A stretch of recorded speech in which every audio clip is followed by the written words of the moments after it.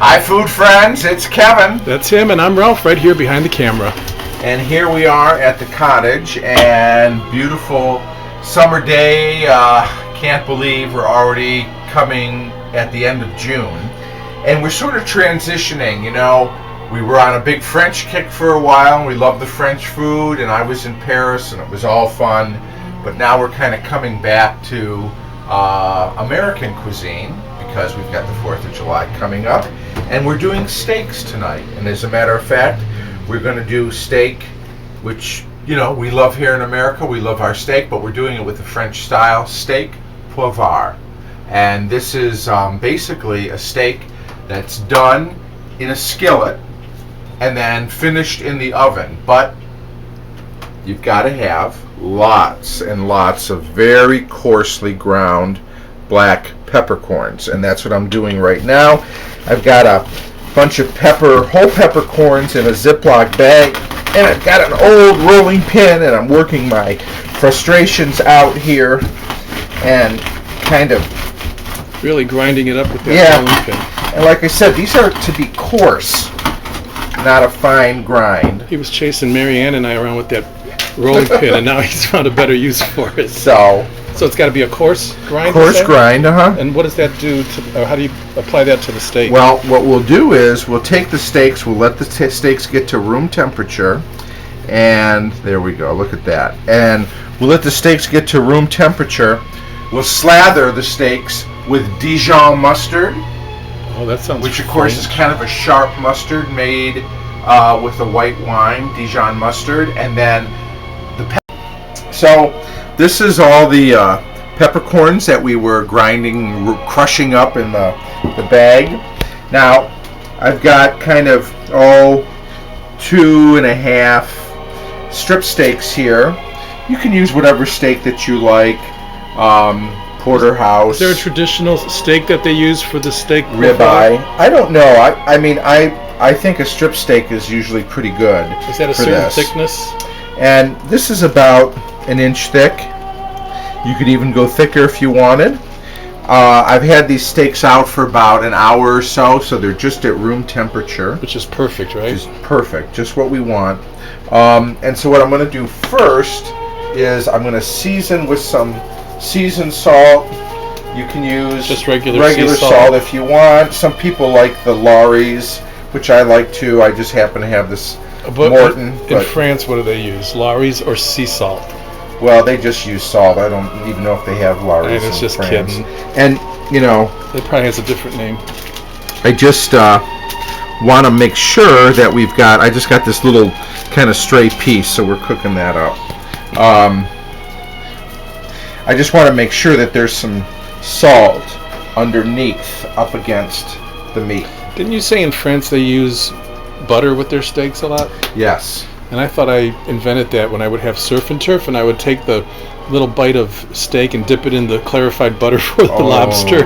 And I thought I was being so decadent, and you said that was actually being very French. Very progressive or something. Now this is Dijon mustard. I'm just kind of oozing it on. Yep. So this is going to make the peppercorns stick onto Exactly. This is what the peppercorns are going to stick to. So it's like a little painting. Mm-hmm.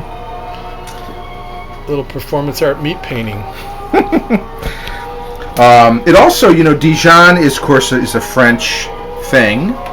French mustard. It's like a sharp mustard with white wine, made with white wine. Oh, that's what makes mustard a Dijon? Yes. So in addition to it being the glue, essentially, that's going to hold the peppercorns. It is also, you know, it does impart flavor, and that's what we always kind of love about our French cooking, that, you know, every little component plays its role, and nothing's just there for the sake of it. Now, right, everything adds to the palate's pleasures. But I can actually smell the Dijon already. It smells really good. I'm putting the pepper on. Now, some people just leave the pepper on the table and they just literally press the steaks into the pepper, which you could do. And don't mix up your pepper with the grit from your roofing tile grit. It looks like shingle grit. Yes, it does. Shingle grit, yeah. But try saying that 5 times real fast. We're gonna Do the other side. Do the other side, because it's, you know, just one side is just half done. So we're going to do our other side here. Okay, everybody, welcome to the kitchen shed, and here we are. And again, I'm doing this outside because you don't want to smoke up the cottage. It does make a lot of smoke, and I don't have an exhaust fan in the kitchen cottage, so on the inside. So there's our steaks prepped. I've got a large cast iron skillet at which I'm going to put in probably about a couple 3 tablespoons of butter, and I'm also going to put in a few tablespoons of olive oil. Now, butter burns at a relatively low temperature. The olive oil will kind of help it not burn, so that's why I'm putting that in. So what we're going to do is we're going to get this melted. We're going to get this pan nice and hot. Then we're going to get our steaks in there. I have set the oven to 450 degrees. So we're going to sear in the skillet. Then we're going to take the skillet, we're going to put it right in the oven for about 5-7 minutes. Ooh la la, and we're steak done. Poivre. Here's our peppery steak.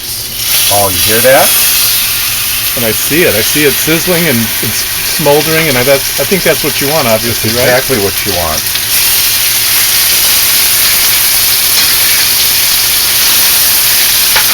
I'm going to go in the middle. Wow. Something very basic and yet very fancy about this, like a pepper steak, a French pepper steak. Look how pretty that looks. So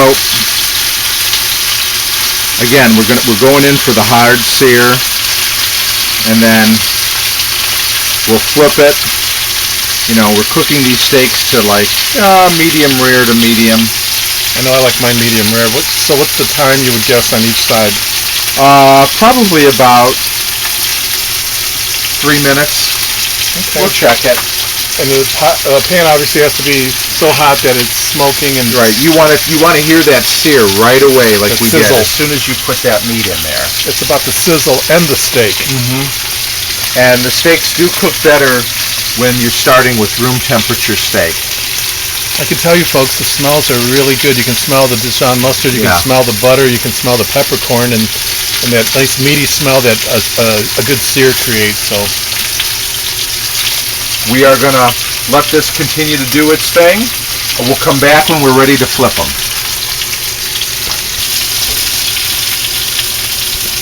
Okay, so it's been about 3 minutes. Look at that. We're going to flip. Okay. That's what I call a sear.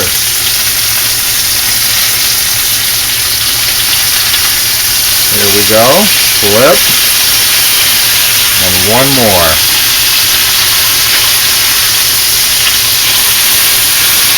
Give this another couple minutes on this side, then it's going in the oven. It's another General Electric push-button stove that thinks it's a jukebox. That's right, and we're going to take this off. And here's our steak, and in the oven it goes. So you've seared both sides, and now you're popping it into the oven for, what did you say, about 5 minutes. All right. So here we go. I can hear it continue to sizzle in there. We'll get things wiped up, cleaned up, come back and get that beautiful steak out, steak Poivre, right here at the cottage. Okay, we are going to shut this baby off, and I'm going to get my hot pad here. Oven mitt. Oh my God. Oh, don't drop it like it's hot. I won't. There they are. So we'll join you at the table, but sizzling, beautiful steak Poivre. We're going to bring this in, and it's time to eat. Enjoy some transitioning from French to American cuisine. Okay, looks beautiful. Well, friends, here we are, and we've got dinner on the table. And so we've got our steak Poivre. We've got some nice roasted red skin potatoes and onions, roasted in foil with butter. We'll have to show you that one. Good. Orzo salad. I think we did that a few weeks ago. Another episode of Cavalcade of Food. Then I've got some nice Michigan roasted red beets right there. Where did you get those? At the farmer's market. They're beautiful. And what we did is we roasted the beets, and then we made a salad with the beet greens, which are really delicious. If you've never had them, you can eat them in a salad. You can cook them like you would collard or mustard greens. You can roast them, but they're wonderful. So you know what? Life is good. Here we are. We've got a wonderful steak dinner on this night, and we're so glad that you are part of it. Thanks for stopping in and watching this one, and you know what? We'll see you next time. See you next time on Cavalcade of Food. Have fun. Au revoir. Au revoir.